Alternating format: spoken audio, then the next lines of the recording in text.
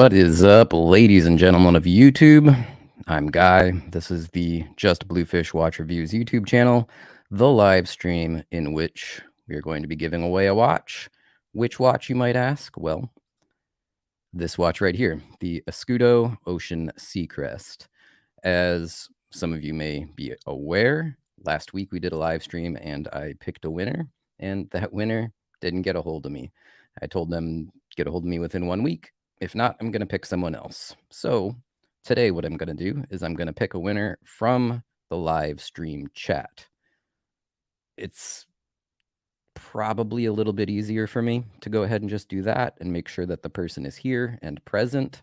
I gave everybody a chance last time and picked somebody from the comments of the original review video, but I don't want to have to do this over and over and over again. So at 7:15-ish, maybe 7:10, in 10 or 15 minutes, I'm going to go ahead and I'm going to pick a winner from the live chat. So stick around for 10 or 15 minutes so you don't miss that. In the meantime, I thought AB from Watch Collecting Strategy was going to join me, and he had something pop up. He said he might have dinner plans. I just texted him, and he said he might still be coming. Give him a minute. So, yeah, hopefully he shows up. In the meantime, let's go ahead and take a look at the live stream comments and see who is all here. We have Underachieving Watch Collector, and he has got a good question here. He's interested in my current collection and what I might pick up in the near future. I'll circle back to that in a minute. Who else do we have here? We have Nelson Ketch. We have Fellow. Hey, Fellow, how are you doing? Chris Walls is here. Chris, I haven't seen you in ages, it seems like. Glad to see that you're still alive and kicking. Sean Cummins. Who else do we got here? Eric Shear is here. Whole bunch of you guys rolling into the comments. So forgive me if I don't say hi to everybody. Kelly O'Neill saying good luck to everyone with the giveaway. Indeed, everybody, good luck. Stick around for 10 or 15 minutes and we will pick a winner from the live stream comments. Who else do we got here? Kelly O'Neill. I think I acknowledged you. You get 2 acknowledgments. Hey, Kelly. Andrew Ford is here. Random Rob. Hey, Random Rob. How you doing, buddy? Haven't seen you in a little while. As I said, AB was going to join me today, but he couldn't make it. If you're at all interested in popping on and talking about watches for a little while, let me know. I can send you a link to the live stream. I'd be happy to have you jump in with me and say hi. But yeah, what else do we got here? First of all, we got that question from the UWC asking about my current collection. Before I pop on that, I have another watch here. This watch is it's a 1918 brass trench watch from Vario. See if I can get that up on screen and get it to focus. I have a review on this watch coming shortly, and I'm going to be giving this one away as well. If you're interested in potentially winning this watch, and let me pull up a better picture on my web browser. That will probably help.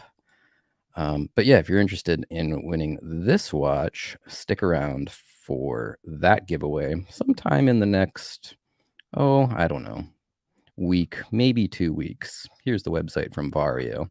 1918 brass trench watch, white dial, orange lume.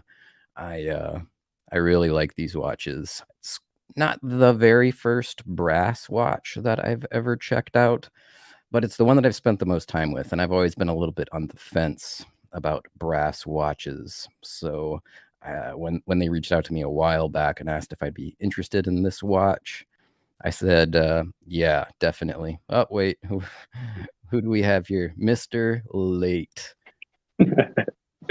Wait, is my headphones not working? How did I make it work? Can you hear me? Testing 1, 2. Can you hear me? Yes, I can hear you. Okay, well, I can hear you, but for some reason it's not connected to my headphones. Let me see. All right, I'm not gonna. Oops. Oh, what a boomer. Okay, whatever. What's up, guys? So you made it. Just a little bit. I have to go in like 10 or 15 minutes, but I'll hang for a bit. Right on. That's cool. Yeah, I was just saying we're going to pick a winner for that giveaway in about 10 more minutes or so. And I was just talking about this Vario watch that I have here right now that I'm going to be doing a video on, and also giving this watch away. I don't know if you've ever checked out any of these watches from this brand. It's a micro brand. They do reasonably affordable watches. This one comes in under $400. I really like it. It's my first time really spending a lot of time with brass watch. I've checked out some brass watches before, like I was saying, but I've never worn one for, weeks at a time. And yeah, I don't know, kind of grew on me a little bit, I don't honestly. think I've experienced brass before either.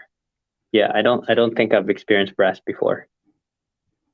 It's an acquired taste, right? Like obviously most people complain about how it patinas. It patinas really quickly, and what's a kind of a funny thing about brass is it has a smell to it. I don't know if everybody notices this with brass, but brass has, it's not necessarily a bad smell, but it has a smell, unlike stainless steel. It's kind of weird. But yeah, this review is coming soon. The giveaway shortly thereafter. But yeah, here's a great question I got early on. Underachieving watch collector asked, and I'm going to have you answer this too if you'd like, AB. But he said, "Guy, I'd be interested in your current collection and what you might pick up in the near future." And my current collection is extremely small. I've sold most of my watches. A lot of people noticed because I posted them for sale in my Facebook group and on my community tab. Right now, all I have is my Rolex Submariner, my Casio G-Shock DW5600, and a couple of other more affordable watches that I don't really count as like part of the collection. And the reason why I say that is because it's things like my very first watch that I ever got. It's this Fossil brand quartz watch that I bought at the mall in like the 1990s. It was super cheap, but I still happen to have it, so I just sort of keep it for the sentimental value, but I don't consider that part of my collection. And then I have another watch that's currently not working that a viewer gave to me, which I probably will never get rid of, but it was a gift, and it needs to be fixed. So I have that. But really, I look at my collection as I've got my Submariner and my Casio G-Shock DW5600. And why did I sell everything else, including my SKX, which I love the SKX. It's an awesome watch. I sold my Hamilton. I love the Hamilton Khaki Field. It's an awesome watch. I sold my Speedmaster a long time ago, back when COVID first started happening, as a matter of fact. So going on almost 2 years ago, I guess. What else? I don't even remember now, but I got rid of everything and I pared it down to these two watches. And it was, what are the watches that I just can't live without? I can't imagine not having my Submariner. I can't imagine not having my G-Shock, even though it's just a $50 watch, right? It's just, I love my G-Shock. And that's what I want my collection to be. I don't want it to be a whole bunch of watches that I like. I really liked the Speedmaster. I really liked the Hamilton Khaki Field. But how often did I wear them? Maybe a week, maybe 2 weeks over the entire year. And I have this weird thing in my head where I don't like just having stuff for the sake of having stuff. I really just I just need to use my stuff, and I need to feel like I'm getting value out of having it. And having it sit in a box 50 weeks out of the year just makes me feel uncomfortable about owning stuff for the sake of owning it. BB asks, which G-Shock is it? It's the DW5600. It's the square, basic $50 G-Shock. So how do you approach your collection, AB? Is it anything like me, or are you more of a, I just like having lots of watches in my collection, or where do you stand on that? And how have you grown from when you first started till now, as far as managing your collection and what you have in your collection? All right. Well, I want to start with first, is my mic kind of good? Because I'm just on my phone. Yeah, it's I not didn't bad. have time to. Okay, cool. First of all, for the record, for anybody who's new here, I have been trying everything in my power to get Guy to buy a lot of watches to put in his collection. Colors, chronographs, complications, brands, and everything. And I can say he is the most hard-headed collector I've ever dealt with. I couldn't break him. So the fact is, when we first were doing this, he had a few watches, that were quote unquote outside of his comfort zone. But then now it's my first time hearing that he's down to the sub and the DW. Honestly, for a lot of collectors, they'd probably be jealous of you because you managed to do that. That is actually kind of hard. I would love to see other pieces in your collection, and I don't think you're stopping there. I think you're the kind of guy that might have like three solid watches.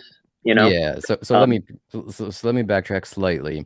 And part of the question was, what do you foresee yourself getting in the future? And I haven't touched on that yet. I basically mhm, just covered what's in my collection and how I got to that point. I'll mhm. cover what I see getting in the future, because yeah, I'm not done. I'm not just two and done. For sure, I want at least one more watch, maybe two Two more. more. But Okay, please let's continue. get back to that, I guess. The way I collect, I've changed a lot.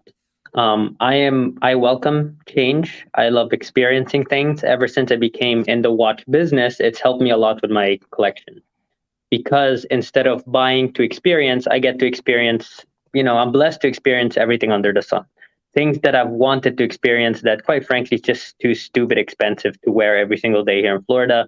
Uh, you know, I've always been intrigued by complications that has never changed. So I think the way I approach collecting is I basically have a watch box and I still haven't broken this rule of six watches. I like to keep basically a watch. Each watch has to have kind of a different purpose. For me personally, I like different complications. I have a chronograph, that's my main chrono. I have a kind of a complicated piece. I can't really say it's a moon phase because it's a duometre, so it's a lot of complications. That thing has Right. like 8 or 9 different hands. Um, but then I have a time only watch that's coming. It's a Tropic Antarctique with the glacier blue dial.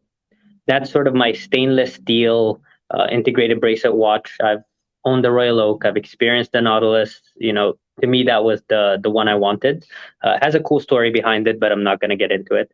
I have a Grunefeld, which is a time only watch with a leather strap that is coming.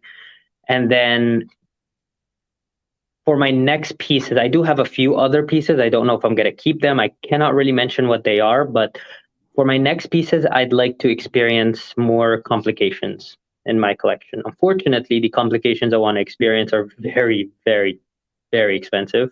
Yeah.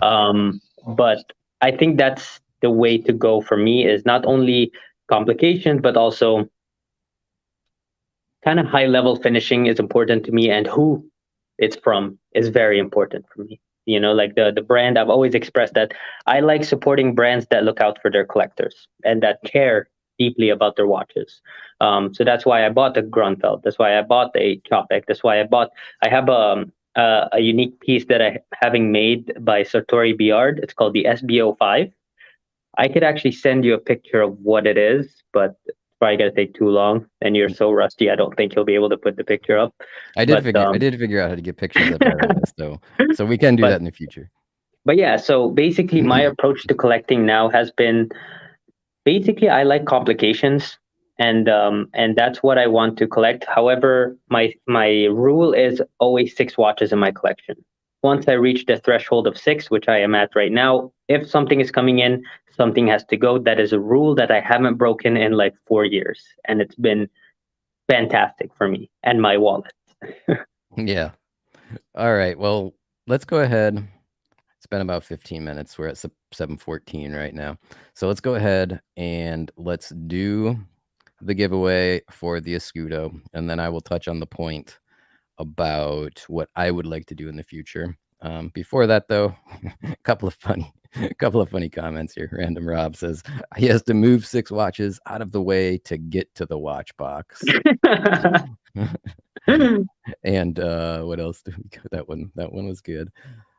Junior, he doesn't even know how many watches he has. Man, I'm not OCD. I don't want to use that word because OCD is a real mental, I don't know, disability, I guess, if that's the correct phrase. I'm not sure if that's the right way to put it. I'm not OCD, but I do have some flavor of that obsession about certain things in my life. And I'm just feeling overwhelmed with too much stuff is one of those things. So I got to be really focused when it comes to things like my collections. Like I used to collect comic books, and like I only collected very specific certain comic books. You know, I have guitars. I have very specific certain guitars, and like I could go out and pick up a $200, $300, $400, $500, $600 guitar. That's really cool.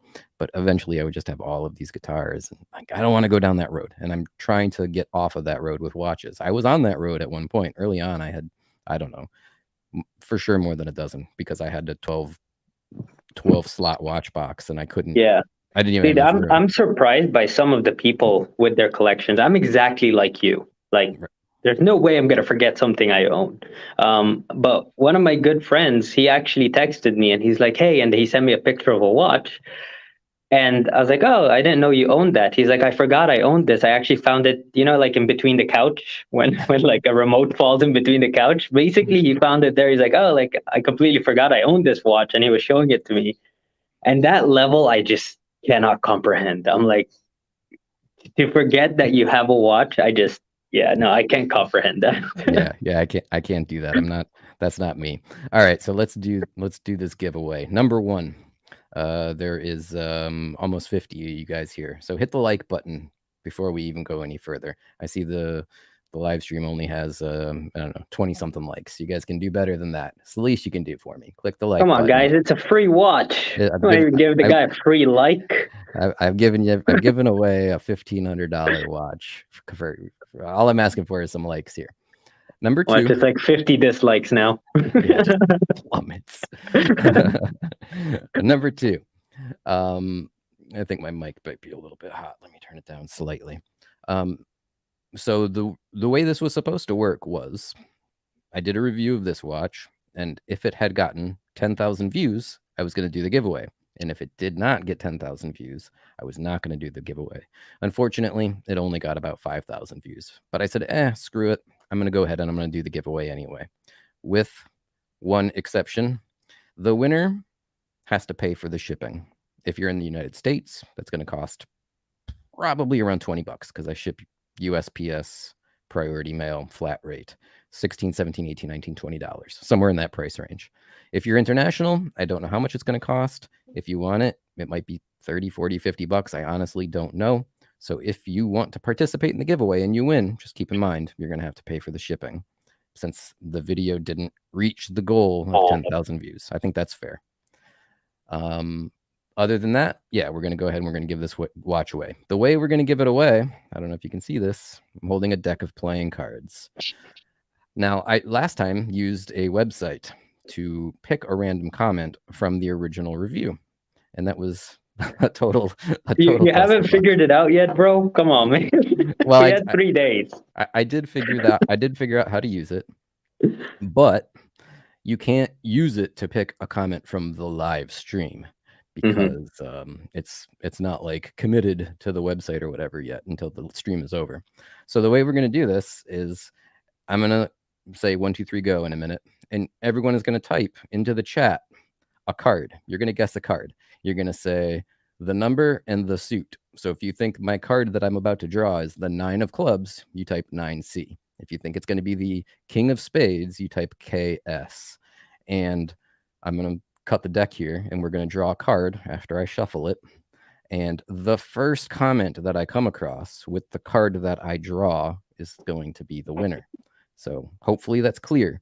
When I say go, not yet, but when I say go, you're going to guess the card. Again, if you think it's going to be 9 of clubs, you just type 9C. The first comment I find with the correct card is going to be the winner.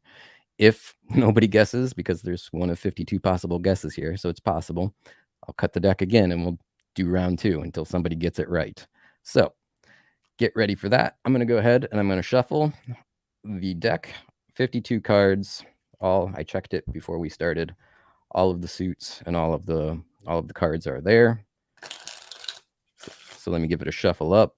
Chris typed 3 of hearts already. Not yet, Chris. And to make it easy for me, just type 3 in a letter. So 3H. Ace, not ace of spades, just say AS. It'll make it easier for me to read through all of them. But I'm not quite ready yet. Also, don't type in multiple times. These ones don't count. These ones don't count. I don't know why everyone's typing. I didn't say go yet. Hey, I don't have my laptop on me. How can I win? Uh-oh. Hang on. Let me shuffle up the deck here. All right. So, all right, everybody. Get ready. On go. You're going to type in one guess. Everybody that already guessed, you can guess again. If I see that you typed in more than one guess, you're disqualified. So don't try to cheat. Don't forget to click the like button if you haven't yet. I would greatly appreciate that. Let me give this a couple more shuffles. And 1, 2, 3, go. Enter your 3 of guesses. hearts. Maybe you're guessing 3 of hearts. All right. I'm going to give everybody about 30 seconds. Put in your guess. Again, to make it easy for me, type in 10S if you think it's 10 of spades. Don't type out the full word. Bro, are you wearing a watch? I am. I'm wearing my sub. I should probably put a watch on, shouldn't I? Or I get flamed. All right. Keep them coming. We got 48, 49, 50 people here. Let everybody get their guess in. I'm going to scroll to the beginning here. And we're going to see.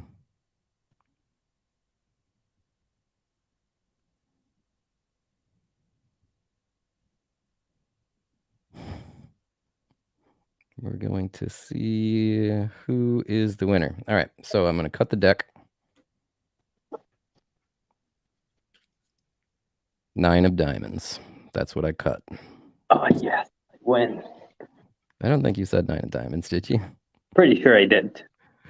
So, all right. Let's see if I can find the beginning of the guesses here. Chris, well, so these were the first couple that were before I said to go. Then he said, my bad. All right. So we got the beginning here. Rafik said 9 of spades. Got jack of clubs, 6 of hearts, 7 of hearts, 4 of clubs, 3 of diamonds, 3 of spades, jack of hearts, 8 of clubs, 5 of diamonds, 6 of diamonds, 7, 7, 8. Joker. There are no jokers in the deck, Rob.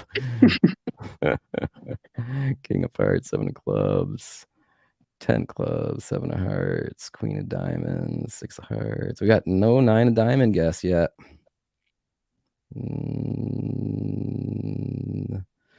Rob says I don't see a pick. No. All right. Round 2, guys. Don't type in your guesses yet. Let me reshuffle. We'll go to round 2. And so, no, that doesn't count, sir. Don't type in your guesses yet. Round 2 is coming. I will say go when we're ready to go. Let me just shuffle up the deck a little bit. All right. 3, 2, 1, go. Put in your guesses. I have cut the deck. I will reveal the card in about 20 or 30 seconds.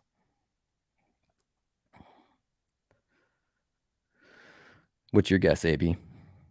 9 of hearts. You go 9 of hearts this time. All right.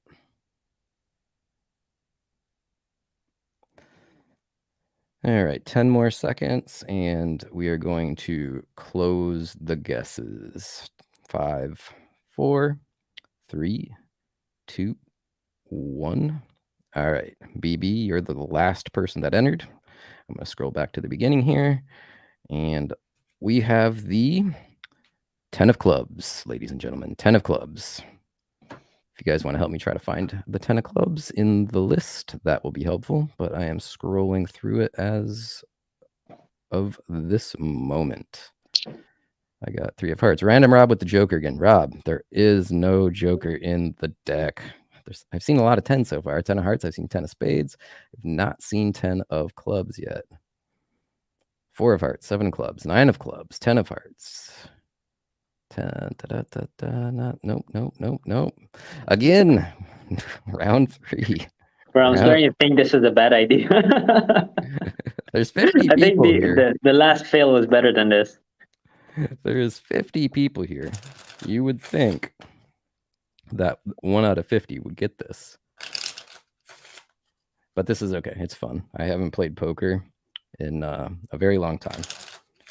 This is almost as good as poker. Round 3. All right. 3, 2, 1, go. enter your guesses. I'll give you about 20 seconds. 8 of hearts. 8 of hearts. All right, AB. By the way, guys, if I win, I'll do a double giveaway. I'll give away this watch and the strap. Nice. All right. 5 more seconds. 4, 3, 2, 1. All right. We got the 6 of spades. 6 of spades is the card. Let's go. Wait, what did I say? How don't you got to keep track of your guesses?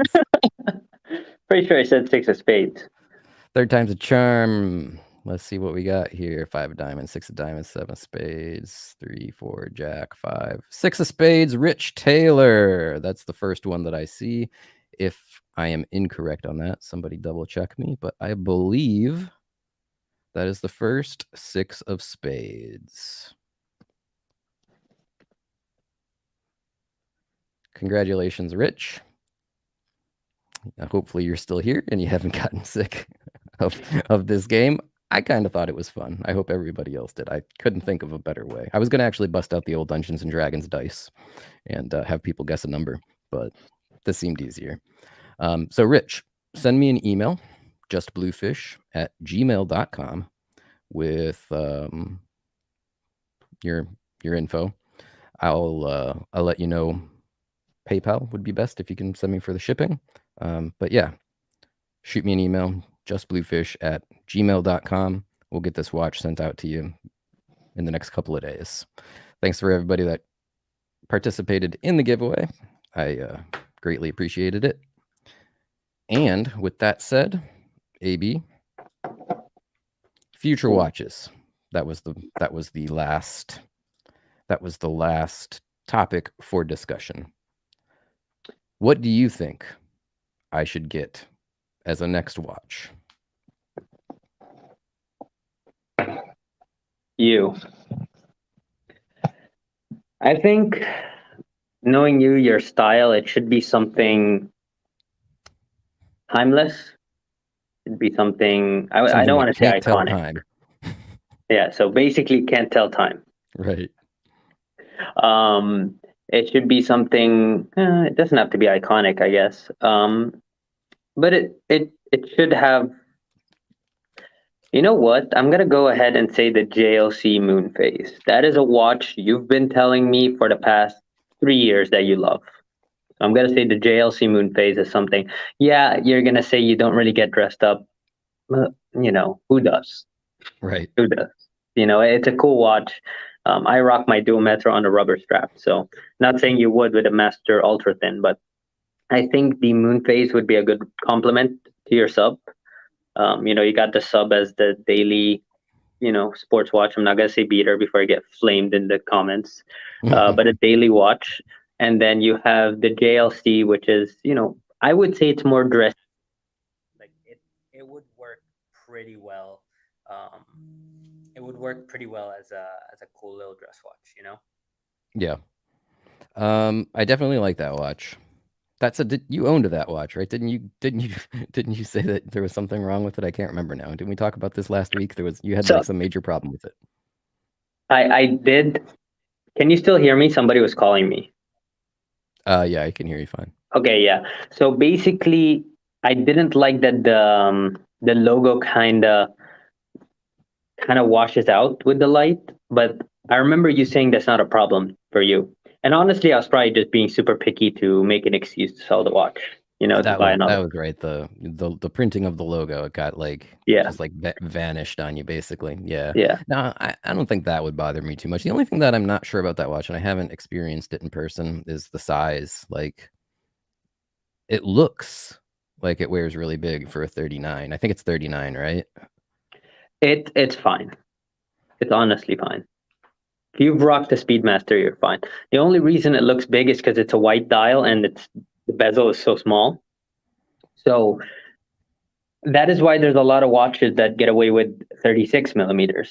You know, put a 36 millimeter on a dive watch, it'll look stupid small, right? But with a dress watch, sometimes it works. It depends on the bezel. I think that's why it looks bigger, but I think you'll be fine. I think that's a very comfortable watch. Unfortunately, in your side, for some reason, there's no JLC near you, right? There's, I think the nearest is Miami, maybe. Probably Orlando. Yeah, maybe you're right. Maybe it is Orlando. Orlando. And come stop by, man.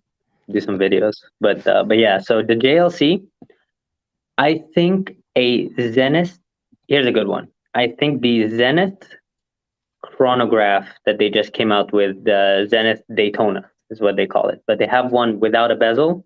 I like that one. It reminds me of pre-Daytonas. But that might be something you would like. You like iconic watches. It has the El Primero, the chrono. You don't have a chrono. You got bored of the Speedy. I think that one is a lot more interesting. You can pull it up if you don't remember what it is. It's basically you can just write Zenith Daytona and it will probably pop up. And the history is interesting because for people who will say it's a copy of the Daytona, sure, it kind of does look like a Daytona, but the history is interesting because obviously Rolex used to use Zenith movements for their Daytona. So for the Zenith to use the Daytona aesthetics, it's kind of cool. I don't know. Maybe it's just me, but Rolex used the movement. Zenith ended up, I'm not gonna say copied the design, but it's very similar. I'm googling Zenith Daytona and all I'm getting are Rolex Daytonas. I'm not sure. It's the Zenith Chrono Master Sport or something. Chrono Sport. Give me 1 second. Let me Google this. I'm trying to remember the name.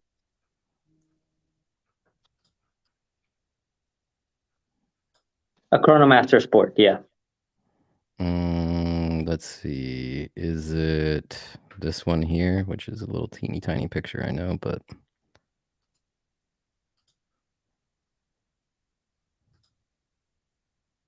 it's called the Chrono. Yeah. So there's the white dial. There's also the black dial. I was referring to the black dial.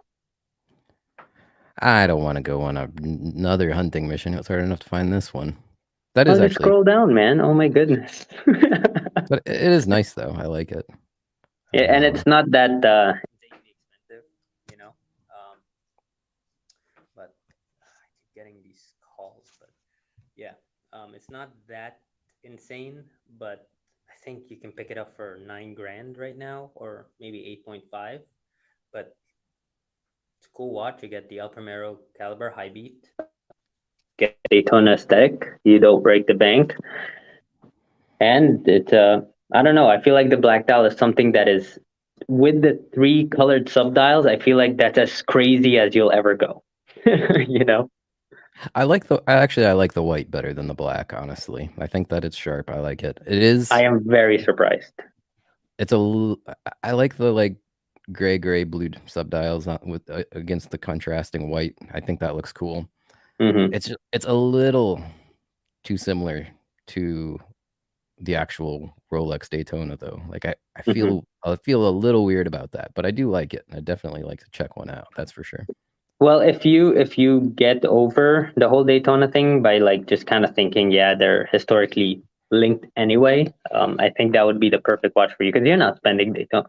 You're not gonna buy a Daytona for $39,000. I wouldn't let you. No. Okay. I'd literally come and confiscate your credit card if I heard that. No, I definitely would not do that. For me, here's what I kind of want, and it's not specific watches; it's like types of watches. So, someday, I would really like to get a full gold dress watch. Like, if I'm gonna own a watch, and I'd mentioned this, I don't like having watches that it's like, oh, I wore it, for 2 weeks out of the entire year. If I'm going to have a watch that I'm only gonna wear a couple of times a year, it's going to be like a gold watch that I only pull out for ultra special occasions, right? I could live with that. What would that watch be? I don't know. I mean, I'm pretty partial to the Cartier tank, so maybe a Louis Cartier 18 karat all rose gold, as in bracelet gold, or just a gold watch. It could be gold watch on strap. It could be like a day date gold watch, gold bracelet. That's something that I like. But anyway, so I'd like a gold watch someday. It's not a huge priority. I think that would be a great one, actually, since we're talking about. Uh-oh. We lost AB. I think he just disconnected his his cable or something. Anyway, but to go back to the point, number 2, for everybody else's benefit, to go back to that original question of what I plan to get in the future. Again, I don't have a specific watch in mind, but I want like a non-dive watch, daily watch. Oh, there he is. You're Sorry. back. I think Welcome this back. one might be a cool one for you. Not trying to sell you a watch, okay? Uh-oh, you actually Promise. got something. So I was Yeah. just saying the other thing that I want is I want a non-dive watch, kind of daily watch, and that could be like an Oyster Perpetual. That could be like an Aquaterra. Mhm. Something like that. Just somewhat casual, somewhat sporty, but not a diver. This is a cool one. The Zenith El Primero Final Edition. This might be a cool one for you. Have you ever considered the regular El Primeros? I mean, I don't know anybody that sells El Primeros locally, so I haven't had a chance to really check one out. Right Yeah, down here, I've got a few. I like them in theory. I think they're really nice looking, but I've never seen one in person. I don't know how to flip the camera. But Final Edition. This comes with a really, really cool box. I want to show it to you. But Is yeah, it? I think an El Primero might fit. I'm sorry, I'm having a hard time here. You can do it. Just put it in front of the camera. I have the Samsung Fold, so I have a huge camera. I have no idea where the camera is. But yeah, this I think in El Primero in general, this is a really cool one. Kind of want this one, but I think an El Primero would fit really well for an all gold watch. I think you wouldn't like the Cartier. I think in theory you would, but I think you'd probably get bored of it if you were to go all gold. Look, if you're going gold, go all gold, man. If you're gonna enter that midlife crisis kind of watch, Right. get the date, the bracelet. You get the mob boss one. But I don't I see you buying a gold one, to be honest. again, maybe someday. I don't need it today or Mhm. tomorrow, but by the time I'm 50, so When I've the got midlife crisis hits. yeah. By the time I'm 50, I would like to have an all gold watch. Again, I like the date, white dial, Roman numerals, gold watch, gold bracelet, president bracelet. That would be awesome. Mhm. I love that watch, but right now, not the watch I need. Right now, my next watch is probably going to be, like I said, something like Oyster Perpetual or Omega Aquaterra or maybe a Grand Seiko on a bracelet if I can find the right one that's the size that I like and the style that I like. I know Dude, I think you would love the Aquaterra. I do. I've the 38 millimeter Aquaterra I've had on the channel not too terribly long ago. I thought it was awesome. It was the Hmm. blue. It was the bluish gray dial. Not really bright blue. Not like Hmm. dark gray. It's kind of this in between color. I wish they didn't move the date to the 6 o'clock side of the dial. I think it looked better at 3 o'clock. They did that a few Hmm. years ago. But otherwise, yeah, it's an awesome watch. Think maybe I would have an issue with the bracelet. It's not very adjustable, and I'm super finicky when it comes to getting the right fit. But Hmm. yeah, overall, I think it's awesome. I think so too. Other than that, guys, this is an impossible question to ask me to figure out what Guy wants because this has been going on for 3 years, me trying to figure out something for him to get. I think the Aquaterra is a good one. I think in El Primero, I honestly think if you see the Chronomaster Sport, you would love that watch. I don't know why. That's just a watch that kind of clicked in my head that I feel like you would love. Um, What about this? So I have never really thought about this because I think it's a little too big. But Rhett says Navitimer. ABO 120. I'm not familiar with the exact model number, but yeah, obviously we all know Navitimers. What do you think about the Navitimer? I actually have one in the other room, but I'm not gonna go get it. But yeah, I actually have that exact reference. I don't. I think it's an icon. I think you would hate it. Let me look it up. AB's is it O or 0 120? Well, any Navi timer, I think you would hate. That's not your style. You borderline kind of like minimalism, and Navi timers are anything but minimalist. Yeah, I mean, I think they're really in a lot of the same ways that I like the Speedmaster, just because of how like technical and like crisp and like just that look. It has that look. It's a little more fancy, I think, than a Speedmaster, but it gives me that same kind of vibe with just all of the like the scales and the numbers and the subdials and everything. But yeah, it might be a little too much for me. I think Yeah, it's I'm not that into it. You know, when I look at it, it kind of just reminds me of TGV for some reason. Every time I see it, I kind of just like, I don't really like it. Actually, I just don't. I'm not a fan of the design. I think I love that it exists, and I can appreciate it from very, very far, very, very far. But I yeah. wouldn't own one personally. Yeah, I don't know. I kind of like it, but I think it's ultimately too big. What are they? 43 millimeters or something? That's You know why I want you to get the Zenith as opposed to the even the Aquaterra? Is I would like for you to experience a different brand that like a brand you've never experienced. As in, I don't mean experience as in handled. I mean like owned. yeah, spend You know, time with, right? Like real to time. actually spend some time with. I think the Zenith would be very entertaining. You know, especially when you activate it and the hand just goes a million miles an hour. Like that's, I think you would enjoy that a lot. I don't want like if you buy another Rolex, you know, or another Omega, I feel like you've experienced them so much. Obviously, you can get good deals on all that stuff, but except Rolex. Yeah, Um, not you know what's ridiculous? I remember I was seriously going to buy a Oyster Perpetual 36 millimeter a couple years ago before COVID and everything. And I went to there's two watch dealers that sell Rolex in my neighborhood. And I went to one of them. And if this was back when you could almost still get discounts on Rolex, like my Submariner, I got 10% off when I bought that in 2017. Like that was, you just walk in and ask for a discount, poof. So it was like maybe 2018, and I was like, hey, I kind of want a an Oyster Perpetual 36. And the lady that was working there was like, oh, we can't give a discount on a Rolex. And, like she was ahead of the curve. I was like, what? This is like the least desirable Rolex ever. Like nobody wants a 36 millimeter Oyster Perpetual except me and like 3 other people.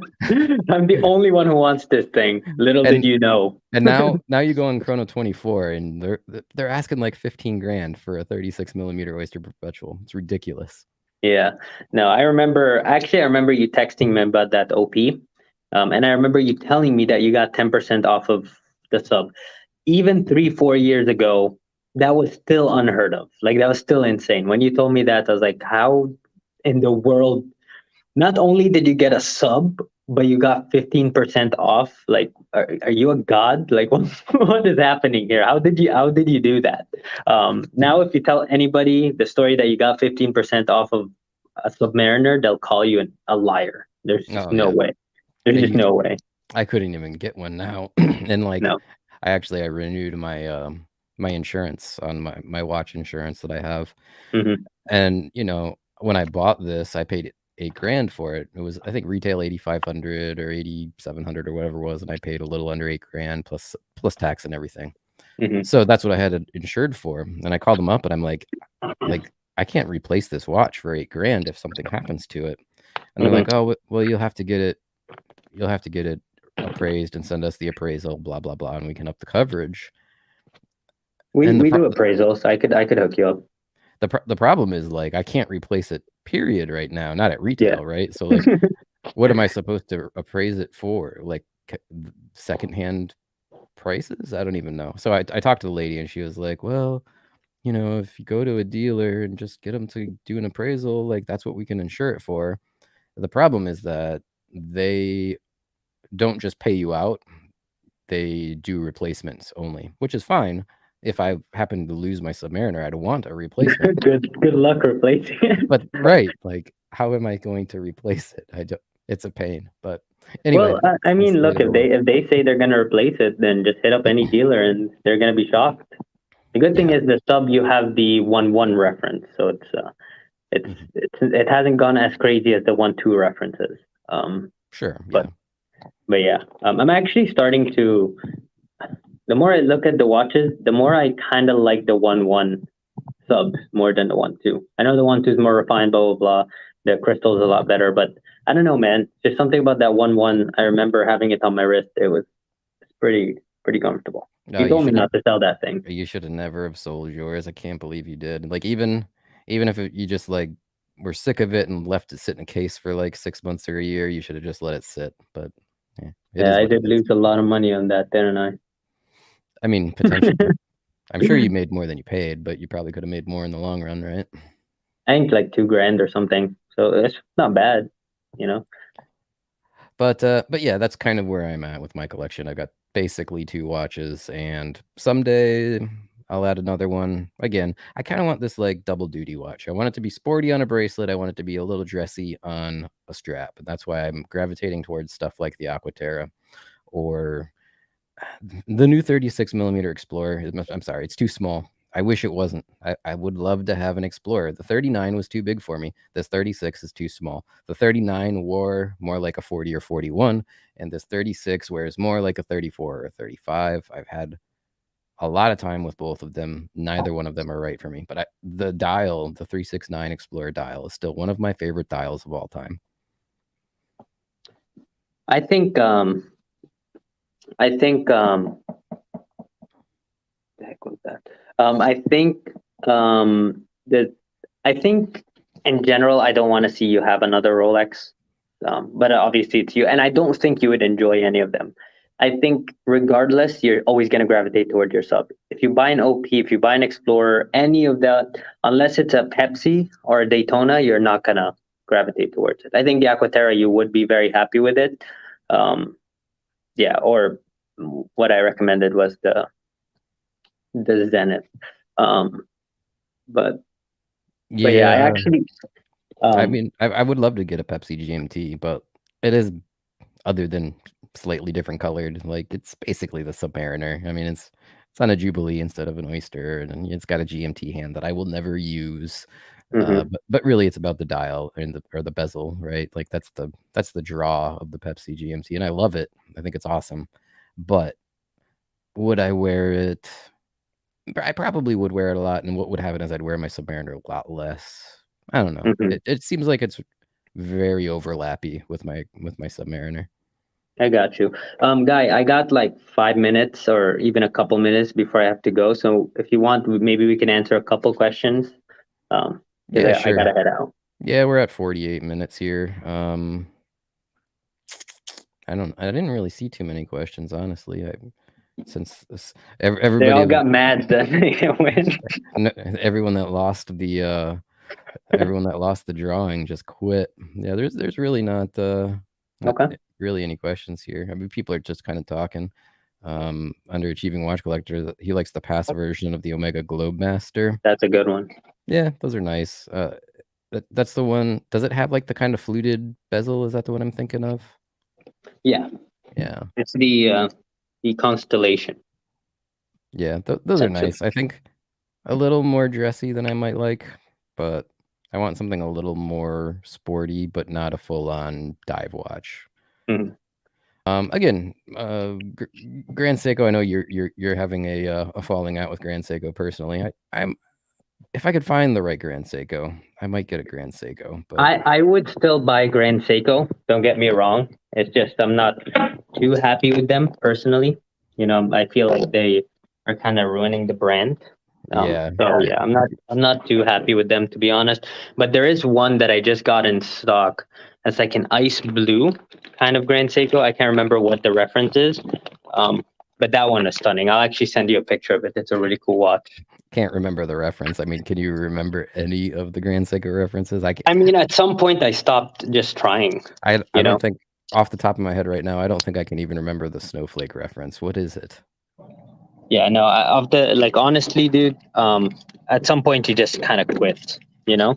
Um, but yeah, dude, I guess if there's no questions, could wrap it up.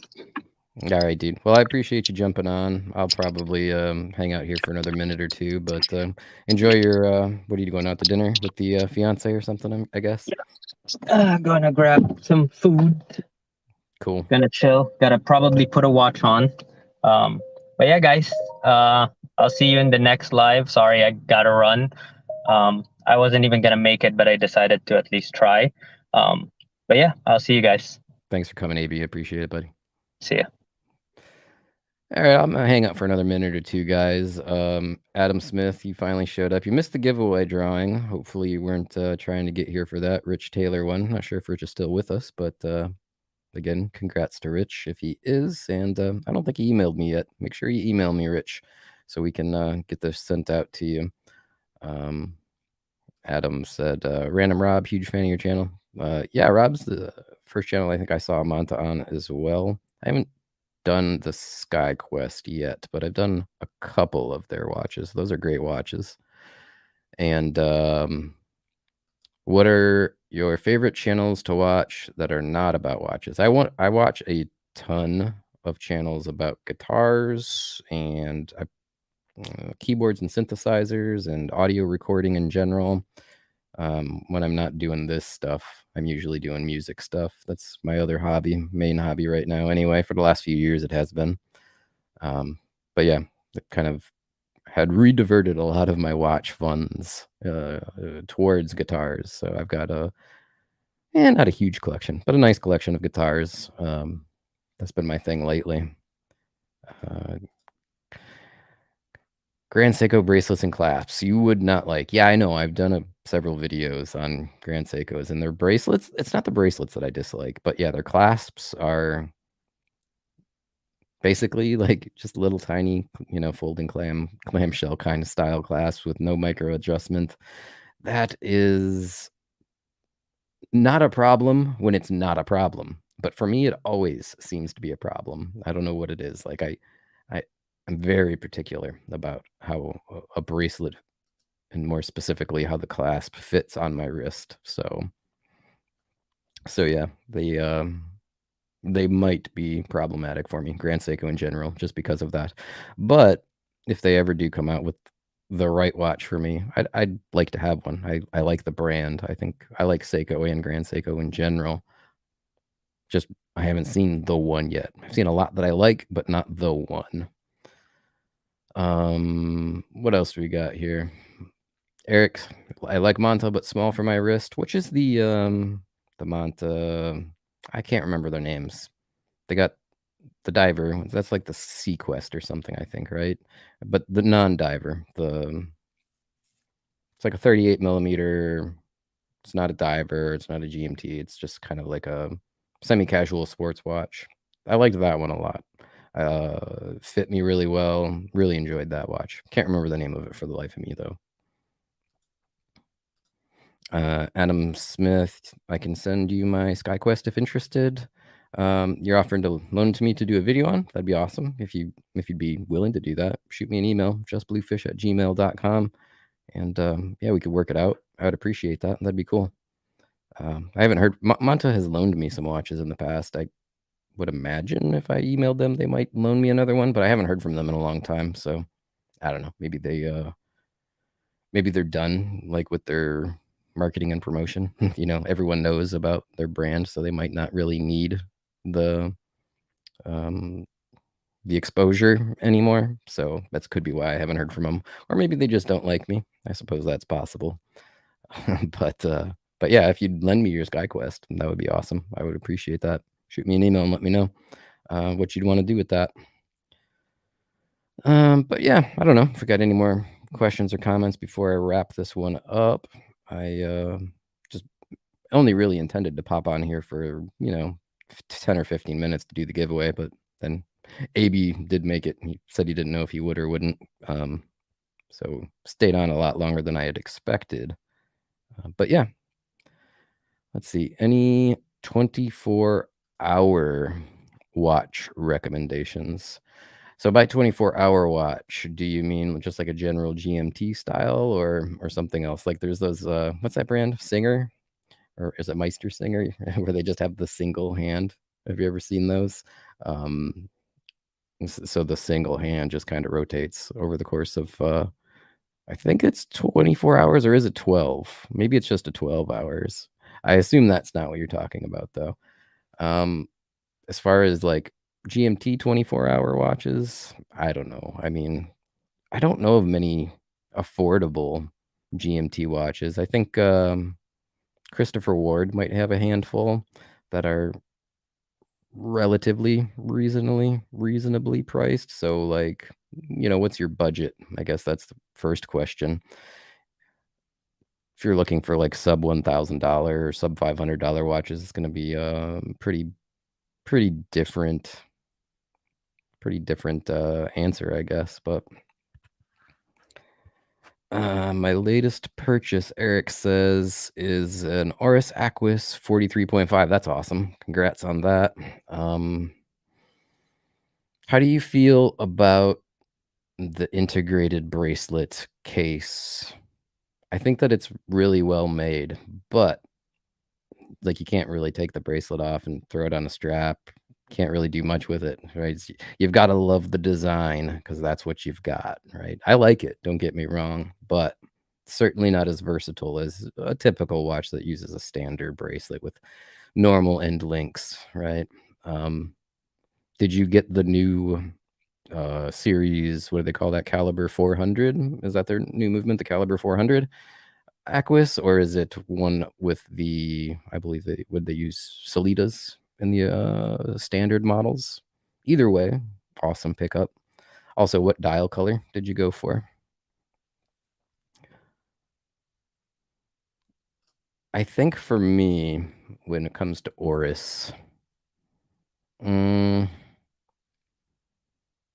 I don't know.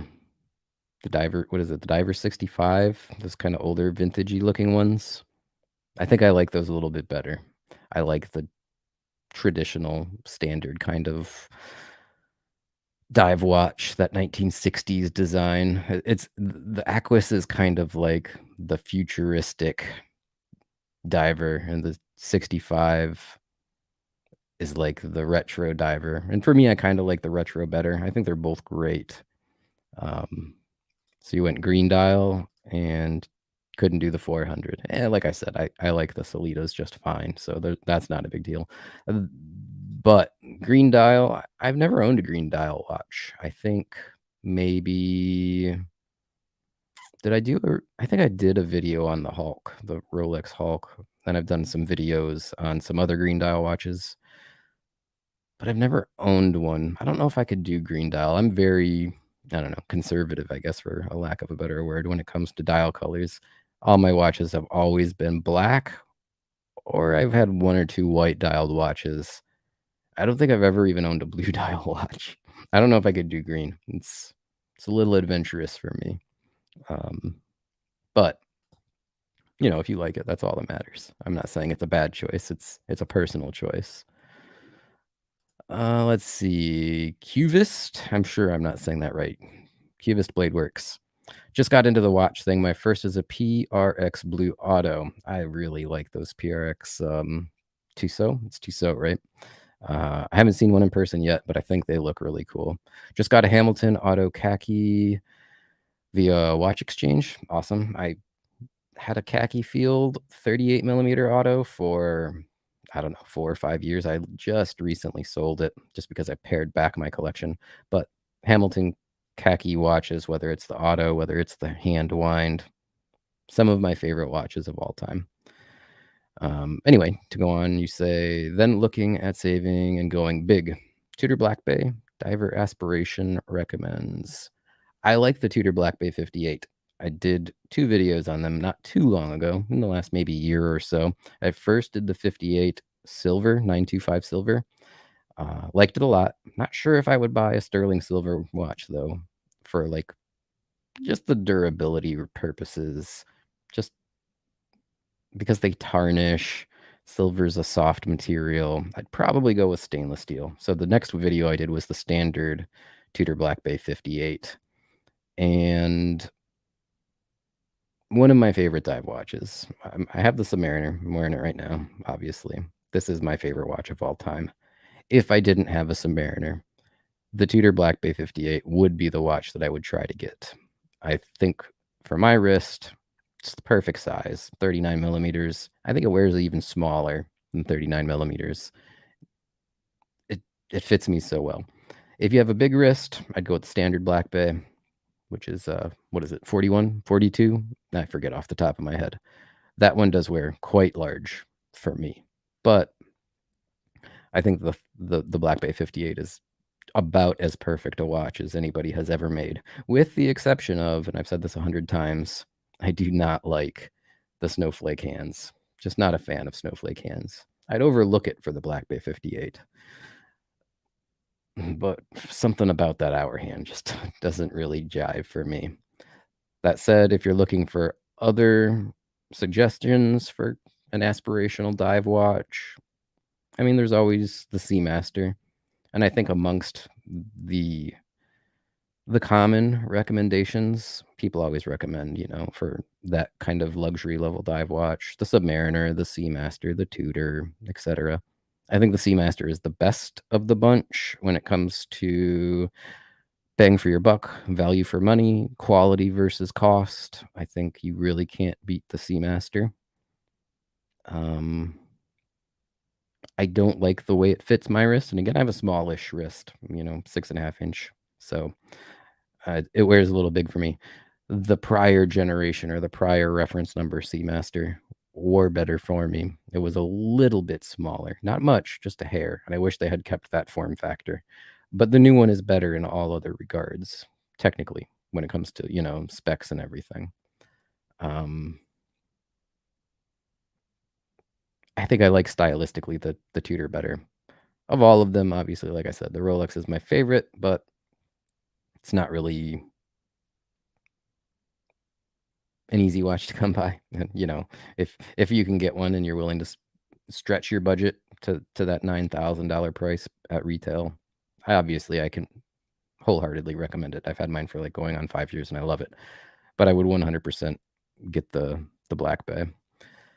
But you go on to say your gripe with the 58 is no date. I love a date window. All right, that's fair. Sure. Yeah.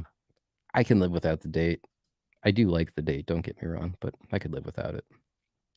Rich asks, have you reviewed a Vario watch? I think I have. I'm going to have to double check that. That's a good question. I'm almost sure a couple of years ago, I reviewed a Vario. Look here on my history. My videos. AER, is it? Yeah, Vario Heritage. I reviewed that April 2019. It's kind of like a field watch almost. It was pretty small, as I recall. I only had it for a few days. I think it was a loaner. It wasn't a watch that I bought or a watch that was given to me. Don't have any strong memories of it one way or the other, to be honest. I think I liked it, but yeah, I don't remember a whole heck of a lot about it. I've had, I don't know, in the last several years, 300, 400 watches passed through here, so it's hard to remember every single one of them and the details about all of them. Let's see, what do we got here? Gil asks, what is the next step in movement innovation as far as accuracy? When it comes to mechanical movements, I can't imagine them getting much more accurate. So let's take things like spring drive off the table because, it's a hybrid quartz powered mechanical driven watch. I mean, they could go with hyper accurate quartz kind of things that escalate beyond what spring drive can do, but as a pure mechanical watch, I mean, the best brands are in that plus to minus four-ish seconds per day, right? I think Omega's -1 to +5, Rolex is -2 to +2. So there's that within 4 or 5 seconds per day of accuracy is kind of the top that I've seen most brands advertise. And the weird thing is a lot of brands, even like really high-end brands, Patek Philippe or Vacheron Constantine or any of these smaller brands that only make 20 and 30 and 40 watches a year, but charge, 100 grand for them. No, none of them advertise, this is our accuracy. It's almost assumed that if you're spending that kind of money, you don't care about how accurate the watch is. That's the sense I get from big brands like that. It's these kind of more middle brands in the luxury tier, these $5,000 to $10,000 watch brands where they use accuracy as a measure for how good the quality of their watch is. But I think to the customer that goes above that, I don't think that accuracy is a very much a concern. So because of that, so you have this expectation for more affordable watches that there's not going to be the best of accuracies when you're buying a Seiko, right, at $500. They're giving you minus 15 to plus 25 seconds per day on their newest movements, 6R series movements. So the expectation of extremely good accuracy from these more affordable watches is relatively low. Then you get into the middle tier of, $2,000 to $10,000 watches. And that's where the brands talk about accuracy, whether it's Oris with their new, series or caliber 400, or Omega with their MEDAS certification and their accuracy of whatever it is, -1 +5 or -0 to +5, or Rolex with superlative chronometers at -2 to +2. Those are the only really brands that are talking about accuracy of movements that I see. When you get above that, they don't care anymore. Like, there's no COSC like, they're not gonna COSC certify a watch from H. Mosier, like a limited edition watch of, 30, right? And like H. Mosier makes 30 of this and 20 of that, or Parmigiani Fleurier with like the Tondograph at $125,000. Like, so they're not sending those movements for COSC certification. They don't advertise. They put very little information about their movements, even in their marketing material or their website. They don't talk about much other than the power reserve, how many parts it has, if there's something particularly special about it. But so I don't think that there's much of a demand for accuracy, except for in that kind of middling tier of $2,000 to $10,000 watches. I don't know why that is. I don't know if it's the brands don't care. I don't know if it's the customers don't care. I can't really put my finger on it. So I don't expect there to be much of an innovation as far as accuracy is concerned when it comes to automatic and mechanical watches. I could see a brand like Grand Seiko, like I said, doing a super high accuracy quartz hybrid spring drive kind of thing. That seems inevitable. Outside of that, though, I wouldn't expect much. My very long-winded speculation on that question, which I enjoyed. Great question, Gil. Thank you. Rich, I emailed you. Awesome. Thanks, Rich. I will check on that later tonight. And if you, well, let me just double check it right now on my phone just to make sure I got it. Rich giveaway. Yep, I got it. All right. I will get back with you later tonight or tomorrow. UWC. I'm at 25 watches now. It bothers me a little, but I'm too lazy to sell. Selling watches is such a pain. I generally sell my watches on eBay when they're more, under $1,000, basically. Watches under $1,000 I sell on eBay. My Speedmaster I sold to a viewer of the channel just because I wanted to know, who I was selling it to a little better than just some random person on eBay. And that's the tricky part. It's like, if you're selling an expensive watch, you want to sell it to somebody you can trust to not try to scam you, not try to do some sort of charge back. If you're selling a cheap watch, you have to go through the hassle of finding a buyer. And, eBay is one of the best places to find buyers for that stuff, but it's always a challenge. I mean, every single watch that I list, I get questions almost always about the accuracy. People will email me before they bid. What kind of time is it keeping? Unlike a Seiko that I've had for 4 years. Like, I mean, I don't know. I haven't checked it in forever. I care about accuracy. Don't get me wrong. I think it's important. But like, these are watches that I don't wear routinely. That's why I'm selling them. So, I don't know. The last time I checked was 3 years ago. And it wasn't very accurate to begin with because it's a Seiko. You know what I mean? Like, they're not super accurate watches in the first place. So you get all these questions, are there any scratches? Well, yeah, I mean, It's a used watch. If you've ever owned a used watch, or if you've ever had a watch for a year or two, you know what kind of wear and tear it gets. Like, there's no big dings, there's no big gouges, but so you have to deal with all of this customer service when all you're really trying to do is get rid of a watch. It's a pain. And then when somebody buys a watch, I mean, not often, but occasionally you get, oh, well, this isn't the way you said, blah, blah, blah. People trying to, usually I get the impression they're trying to kind of swindle you, like into a partial refund. It's almost always that. It's, well, this isn't quite what you said. I'd keep it if you give me 20% back. Well, I don't want the watch back. Like, you know what I mean? So like you wind up like sold this $300 watch. It's like, okay, I'll give you $50 back if that'll make you happy and shut up and not leave me bad feedback. Anyway, yeah, selling watches is a pain. If it's an expensive watch versus a less expensive watch, the pains are different, but it is a pain nonetheless. Luciano Marquez, am I pronouncing that right? Maybe. What are your thoughts on the Datejust 36 smooth bezel on Jubilee? I love the channel. Great content. Keep up the good work. First of all, thank you for saying those kind things about my work here. I appreciate that. I have long thought about getting that exact watch, Datejust 36 smooth bezel on Jubilee. I feel like, don't get me wrong, the fluted bezel is it's beautiful. I like the fluted bezel, but it's a little much for like a daily wear watch for me personally.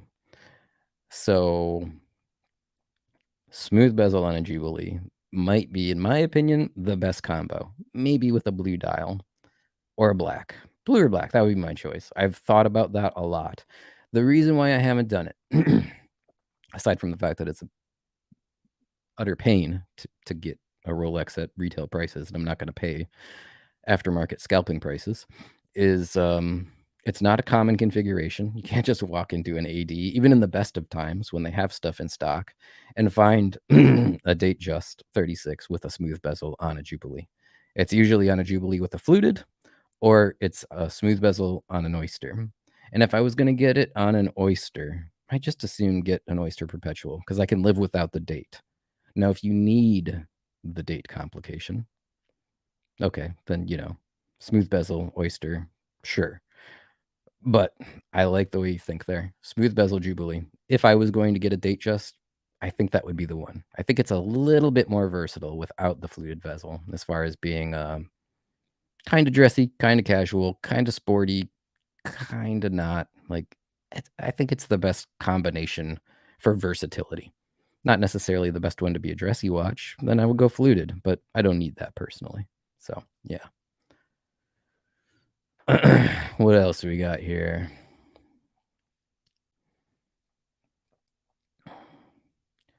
Rich Taylor, you did the fake Hulk sub video. Yeah, I took that down a couple, I don't know, a year or so ago. YouTube started just straight up banning channels that had fake Rolex videos. Jody, the Australian guy, what's his channel's name? Just One More Watch. Like, he got his channel shut down for, and not long. He got it fixed. It took 2 or 3 days or whatever, but it was because he's had a video about fake watches, and he wasn't promoting them. And to be clear, I wasn't either. My video was, this is what to look for if you're buying a Rolex in general. These are how good the fake watches are right now. Wildly popular video for me. Got over 1 million views. I think my only video that got over 1 million views. And yeah, I saw him get his whole channel shut down for a period of time. I think Random Rob told me he got some sort of content strike thing from YouTube for one of his that he had. So I just took down all those videos, unfortunately. I didn't want to risk it. But yeah, it's funny. You remember that video. It's been down for a while. MTK94 Tudor North Flag. Your opinions, please, and thanks.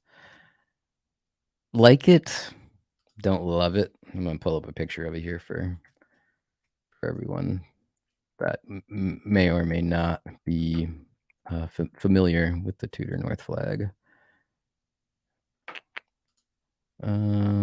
Just give me 1 second.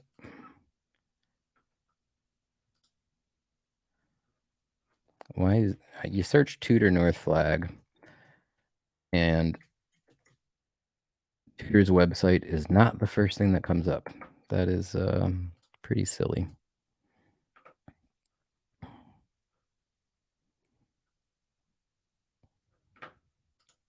Sports watches. I hate Tudor's website. Have you guys ever spent any time on their website? It's the worst. I like this Tudor Ranger a little bit better. The North flag. I don't know, the power reserve indicator on the North flag seems unnecessary. I think that's the way that I would put it. I don't know. It's not terrible, but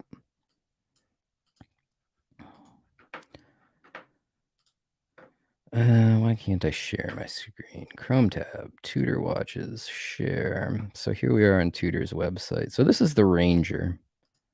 I like this a little bit better than the North flag, I think. I don't know. 39 millimeters, MT 5402 movement. Nice bracelet.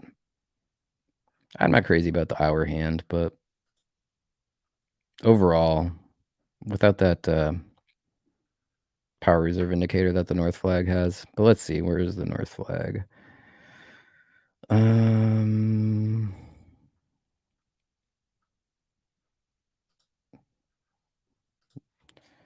North flag. They not carry the North flag anymore? I can't seem to find it on their website. Watches.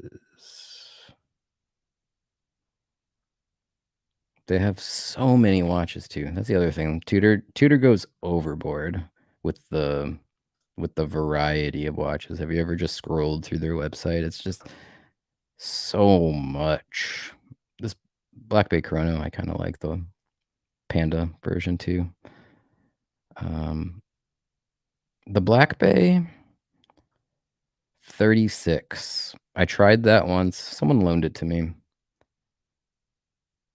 I didn't love it. A lot like the new 36 millimeter Explorer. It wears too small. It wears smaller than a 36 millimeter watch. Similar 36 millimeter watches. Wear smaller than it should, I think. I don't know why. Probably because it has, I think, a 19 millimeter bracelet instead of a 20. And you don't get that wider stance on the wrist. And yeah, I cannot find the North flag on their website. They must have stopped making it, maybe? I don't know. Anyway, I was going to bring it up to show people, but yeah. Yeah, Eric says the North flag is discontinued. I don't hate it, but I don't love it. I like that Ranger, that new one that I just showed. I like that better. I probably like the Black Bay 36 millimeter better, but I don't love the Black Bay 36 millimeter. All right. What do I think of Laurier watches? Asks RC Passos. I don't know if I'm saying that right. I don't know much about them. They made that first watch. I forget the name of it, but it was that diver, and a couple or one channel in particular was like talking about it all of the time. A couple years ago, I had reached out to them to ask if I could borrow one to check out and do a video on. They never responded.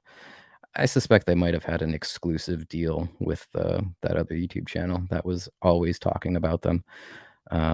Looks like a cool watch. I haven't looked into their watches since then. I don't know if they make any more models or if it's just that one. But yeah, I don't know much about them. What do we got here? Comments wise, Eric's got to run. Have a good night. Hey, have a good night, Eric. Thanks for joining in.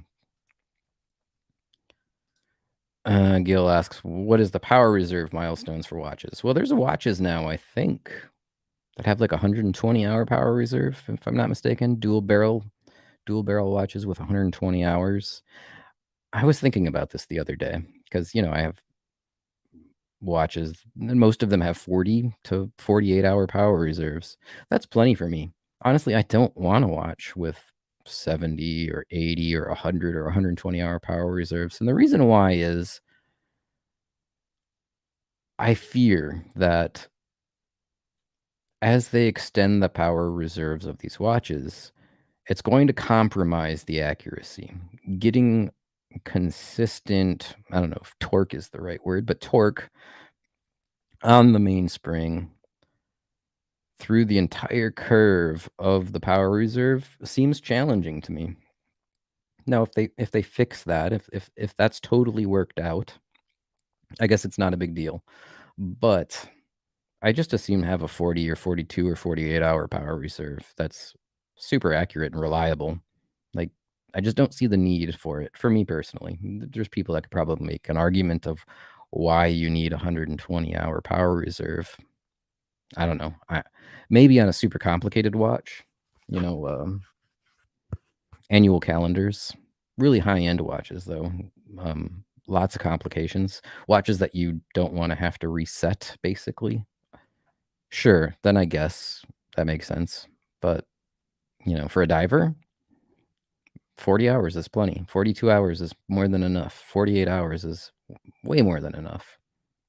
So, what's the milestone for the future? I don't know how thin can they make the mainspring? How many barrels can they cram into a movement? I don't know. I'm not an engineer. It seems to me like they got to be getting close to hitting the wall of what they can do when they're over 100 hours, though. That's my guess. But, what's the goal? A month? Would they love to have a month-long power reserve? I'm sure they would love to. Maybe someday. Who knows?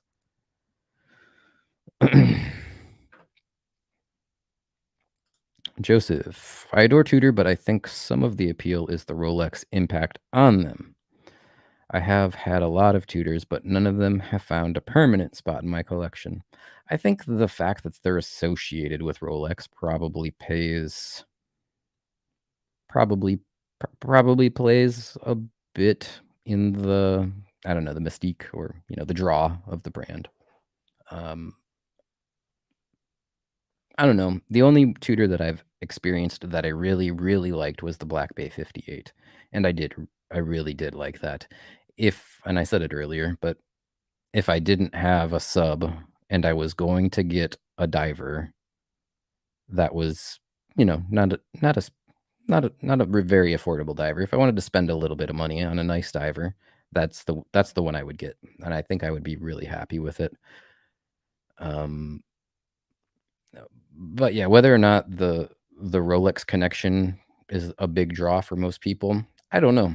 I suspect the Rolex connection gives them some gravitas and probably some of the ability to reach a broader market than they might otherwise have, maybe. But they're nice watches. I mean, stylistically, a lot of them don't do anything for me. But for the price, the quality, they're very nice. Yeah, Joseph, the new IWC mark is 120. So yeah, I thought a few brands were up there at that 120 hour power reserve mark. So that's pretty crazy. I mean, it wasn't super long ago. What's an ETA 24 2024 38 hours, like 38 hours. That was like right on. You know what I mean? Like most people are, for a very long time, we're more than happy with 38 hours of power reserve in an ETA movement. So yeah, to see brands up at 70 and 80 and 100 and 120, I don't know. To me, it's unnecessary. I think it's more about the, hey, marketing, look what we did, than it is about the actual need. And like the newer Rolex movements, I've talked to a few people that have newer Rolexes with their 70-hour power reserve watches. And a lot of people are having issues. They've told me, I can't corroborate this information, but they've told me they've had issues with both timekeeping and reliability with these newer 70-hour power reserve movements, which is why I'm super happy with my older 3100 series movement in my watch. Like, it's been perfect. It's 48 hours, it's accurate. I set this watch like, I don't know, 2 weeks ago. Last time I checked it, I think it was like 6 seconds fast after 2 weeks. I never have to wind it up. I wear it every day. It's fine. Yeah, I just don't see the need for that kind of crazy power reserve.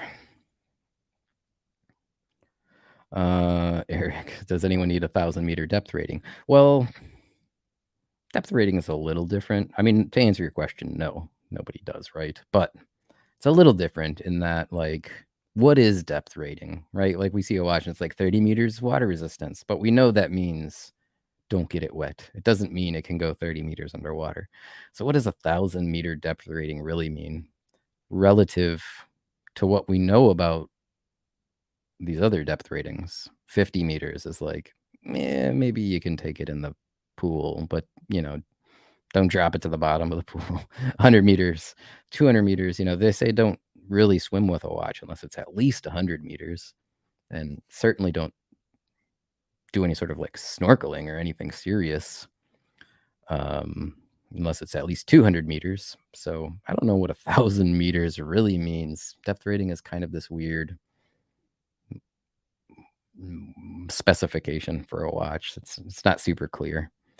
That said, while I have often said most, divers, whether they're scuba divers or professional saturation divers, like, they don't use these mechanical watches. They use wrist-mounted computers, dive computers and stuff, right? I know people will always argue with me, well, I scuba dive and I still wear a mechanical watch in addition to their dive computer, obviously. I mean, at that point, it's almost like cosplay. I mean, I guess you could make the argument that it's a backup to your dive computer, but really you're doing it because you like watches more than you need to wear a mechanical watch diving. Anyway, all of that said, yeah, I don't know. The whole depth rating thing, it's very tricky to nail down what it actually means. Jackie Moon says, I have a Powermatic 80 that gets plus or minus half second per day, 80 hours. 80 hours is very overkill. Yeah, my the Hamilton khaki field that I had for years, 80-hour power reserve. Like, so I'm the type of person, I take a watch out of my watch box and I wear it all day and every day for at least a month. Maybe not. At least a couple of weeks generally, if I'm being honest. And then I might not wear it again for months and months and months and months. But like, the watch is either running or it's not. That's my point. I don't set my watch down for 2 days and then need to go back and pick it up. Like, it gets set down from 11 p.m. to 7 a.m. when I'm sleeping, and that's it. So like, as long as it can run for 24 hours, and realistically, as long as it can run for at least 8 hours off the wrist, that's all I need. Like, I'm good. If like 80 hours does me no good. So if that at all negatively impacts anything else about the watch because they used thinner mainspring material or made any other compromises, that's a negative for me. And I'm not saying they do. I'm not saying they did. Although, like I said, I have heard from a lot of people that they've had problems with these newer watch movements that have exorbitant power reserves. Maybe it's a coincidence, but I just don't think it's necessary. But it's for my use case. I'm not saying what other people might like to wear a watch for 5 hours and then switch to another watch for 5 hours, and they have like 12 watches, and like at the third day they go back to that first watch and it's still running. For them it makes perfect sense. It doesn't make perfect sense for me. It's totally useless when it comes to power reserves over, like I said, ETA is 38-hour power reserve. That's more than plenty for me. For sure, 40 to 45. That's fine. I don't need more. What else do we got here? Well, that's about it. And I've been at this for about an hour and a half. It's going on 8:30. So I'm going to wrap it up for the evening. Thanks for everybody that joined me. Thanks for everyone that came for the giveaway earlier. Congrats to Rich, the big winner. I hope you enjoy this watch. We'll get it sent out to you as soon as possible. And yeah, I'm going to wrap this one up and say thanks again for coming. Till the next one, talk to you later.